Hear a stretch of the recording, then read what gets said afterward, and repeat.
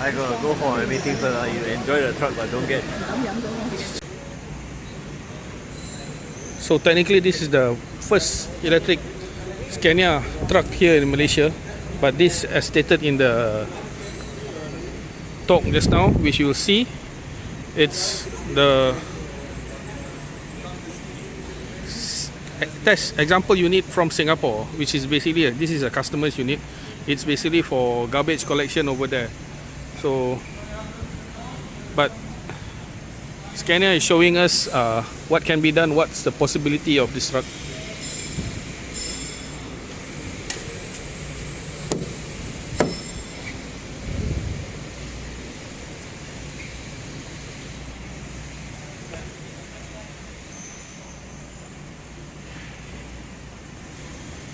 Inside seems to be like any other diesel powered internal combustion engine Scania truck, so it's not so impossible for you to get used to the truck.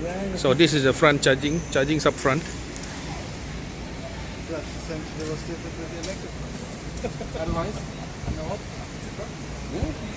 So it's similar to your ICE. Yes, very similar.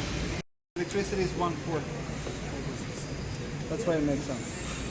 This is much more expensive to buy, and that's because of the battery factor. What's the? It's going to be more expensive because of the batteries and the systems. How much more? How many percent more than to buy and then to then operate? It's difficult to say what it is to buy because it depends on how the vehicle is specified, with how many batteries and so forth. But I would say that when you run the vehicle, the numbers that we see today with the current electricity prices, the current diesel prices and the incentives that are in place, we're looking at somewhere between 30 and 100% more expensive to run a battery electric vehicle in Malaysia. Well, so first adopters are really paying. They're paying for a CO2 reduction. You're paying for the environment. Yes. And that's about it for them. To learn for the future, because eventually this is going to come. So they are first adopters. They are basically adopting new technology. They learn more, get more knowledge. Exactly. So we don't think that there's a huge market for this, but there is a niche market for this. So this vehicle has 9 battery packs. Each of these modules, you have 2 battery packs. You have 4 on each side, and then you have 1 under the cabin. The vehicle still needs quite a lot of cooling, not to cool down the engine, but to cool down the batteries. Liquid cool batteries, yes. All liquid cool, like any EV you see on the market nowadays. Has to be. How are their modules? Are they battery removable by modules or by? You take out the pack and then you can take out the module. So one module at a time. So like there's 2 packs here, so you can take out 2 packs, and inside every pack there is modules. Okay. But this is not the modules that we will bring to Malaysia. We will bring the new technology, the upgraded batteries to Malaysia. So would it be easy to remove the battery packs even though it has a cooling system around, or you remove it with the cooling system out? We have to disconnect it and then but it's not like. We don't allow our customers to do that. We will do everything for these vehicles in the beginning. We take all the technology risk. We alleviate that from them. And you can see over here, you have a high voltage switch. So this truck has 2 systems. It has a 24 volt system, just like a regular combustion engine truck, light. And then it has the high voltage, 660. This is turned off, the vehicle is safe, right? Oh, it's yellow. Yes. Okay. So the kill switch is outside. Yeah, that's a safety switch. So when we work on the vehicle, we turn it off, we lock it so it cannot be turned on by accident. What's in the cabin? That's your normal everyday start switch. Just a key. This is for maintenance and whatever. Okay. And all the orange cables are the high voltage cables. The switch is here so we can access it and lock it when we service it. Yeah, we have other key switches. This can handle water. You can even charge it in the machine.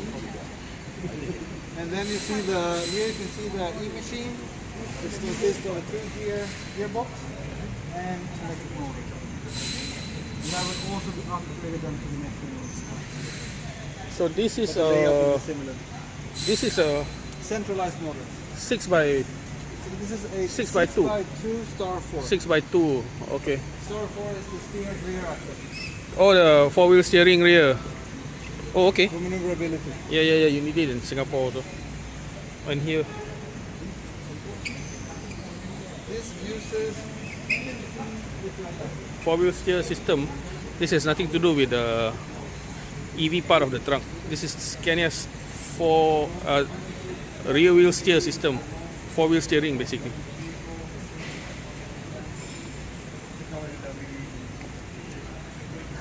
So the motor and the gearbox is here powering this axle. The one with the 4 tires.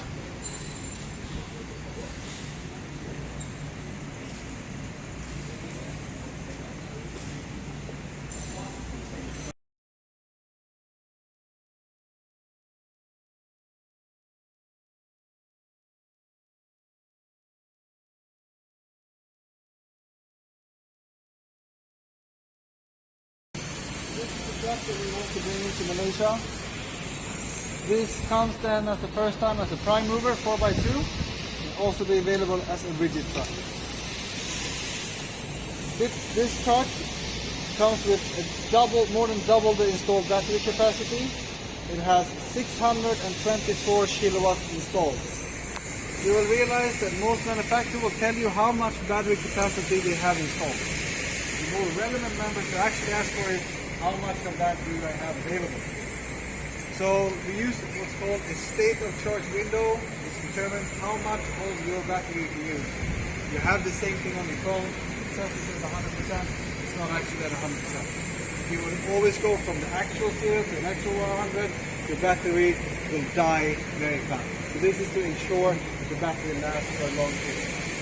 The available power in this vehicle is 468 kilowatts.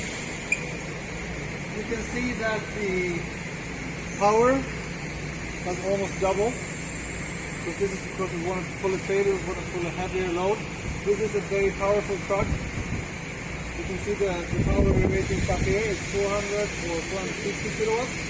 The equivalent of more like 500, 550 horsepower. And the biggest upgrade is the charging speed. This truck can be charged at 130. The truck that we intend to bring in can be charged up to 375 kilowatts. So that is much, much faster. In the year to come, in 2025, we will be able to deliver a truck with the second inlet, the new charging standard, known as mega charging, that we are developing together with our peers in the industry in Europe. The starting point of that is 750 kilowatts. With 750 kilowatts, we can charge this vehicle from 10% to full in half an hour. Right now? Right now, the fastest we can charge this is in about an hour and 15 minutes. This one? The one that... Is it 1 hour 15 minutes for this truck? No, this is a completely different truck. Yeah, this is the lower... It has a smaller battery. Okay. It has a slower charging capabilities. So this truck has something like, was it 216, I think, available from 0 to 100. You take that and you divide it by 130. You charge it to full in like an hour and 40 minutes. So Fastest possible. 1 hour 40 minutes fastest. The 375 kilowatt is about the same time, but bigger battery and all. Bigger battery, you charge fastest speed. Then the future one is up to 500 over kilowatts. Over 750. Oh, 750. Okay, that's fantastic. Yeah. Range is... I will come to that. Before we get to the range, let's just look at our global roadmap. So we have started here. This is a truck that you see behind you. Smaller trucks, limited range.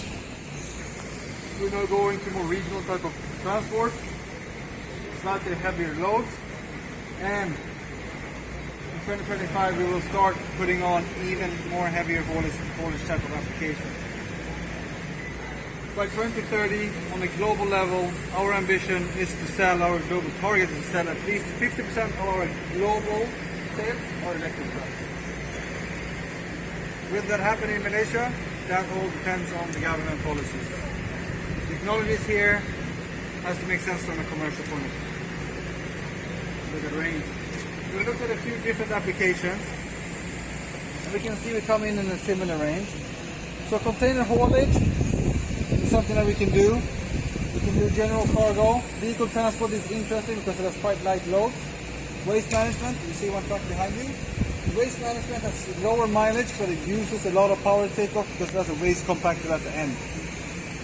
And temperature control, this is very popular in Europe because it does allow nighttime delivery. Right? All of these applications are possible. You get in the beginning of life, you get around 350 kilometers range. At the end of life, our warranty, the 8 years warranty, states that at the end of life, 80% of the battery capacity is left. It leaves you around 280 kilometers, end of life. Doesn't mean that the battery is dead, you can't use it anymore, but it has 80%, 20% less, 80% left of that. And here you can also then see the charging speed. So I think that for most of the applications we're looking at is overnight charging, 40 kilowatts, you charge in 10 hours if you charge to full. However, the cases we have looked at so far, you don't go down to zero in a day. You probably go down to like 40%, which means that you can charge in like 6 hours or less, but to full. Alright? But this has to be looked at on a case-to-case basis. So this is the truck again, we already covered this. But the truck is very, very similar. Out from the driveline, the truck is very, very similar. And a heavy, long mileage vehicle needs a lot of repair and maintenance. We know that from our experience. And these are all the same components that we need to manage.